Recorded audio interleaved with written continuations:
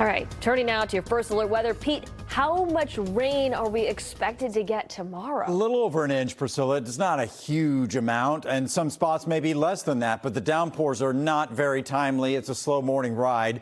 Whether or not you exactly get hit on your commute at about 7 o'clock or 8:30 or something like that is very difficult to pin down, but some of us will be tagged by downpours, especially around 5 to 6 a.m.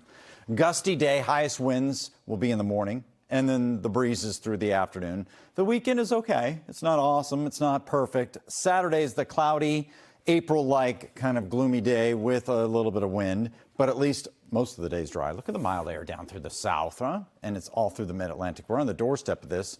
Boston's in the 40s. We're 49 in Malden. Woburn's 50, 53 in Natick. Here it is, right in Abington and Norwood. Norwood's 59, Boston's 40. Where's that warm front, right? Right between the two cities. There it is. And the visibility is pretty poor in Boston, although visibility is a little bit up from what it was this afternoon when we had hour-and-a-half delays at Logan. Now, Worcester's in the fog, and the visibility coming down out through Cape Cod, too. There'll be more of that, but the winds haven't really cranked just yet. The Vineyard gusting to 25. That'll change as we get into the heavier rain that is right around the center of low pressure and to our south. Right now, it's just lightweight showers that just run through here, the type with, you know, bigger drops, and they move swiftly. That is saving us from getting well over an inch. If we were in the downpours now, we'd have a big problem first thing in the morning. We'd be into more rain, but instead we narrow it down between 5 and 6 o'clock. You see this run through. And then 8, we have a couple of stragglers here. And then it's not half bad the rest of the day. There are a couple more showers through noontime, but we start to clear things out into the evening. Bodes well for your evening plans on Friday night, huh? Yeah, the rain should be gone by then.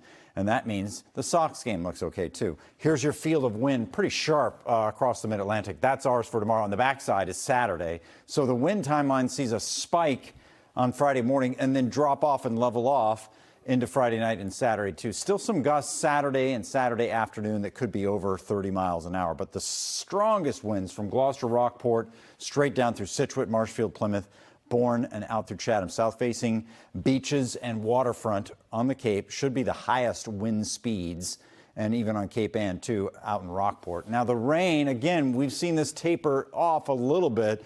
We were a little nervous with 1.5 inches to 2 inches. Now, isolated spots near an inch, many of us maybe a little bit less. Tomorrow's highs in the 60s, and the weekend sees us go back into the 50s. This is the slump day. We will see a few rays of sun. There could be a possible sprinkle, but many of us stay dry on Saturday. It's just kind of drab. And then Sunday's really bright to start, and then the clouds race in. There could be a late day shower.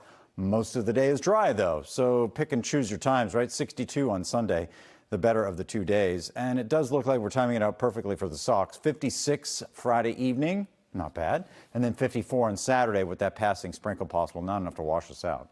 The marathon forecast looks good for spectators and runners. I mean, runners may say that 65 would be better at 55, but the sun is out and it's not raining. The northwest wind will give you maybe a component of a tailwind. There's the extended forecast. Yeah, I might be a little overshot with my temps next Thursday and Friday, but I'm optimistic. Shouldn't you be? After the front goes through on Wednesday, we could be in the 70s. If that front gets stuck, then we're not. We're back after the break.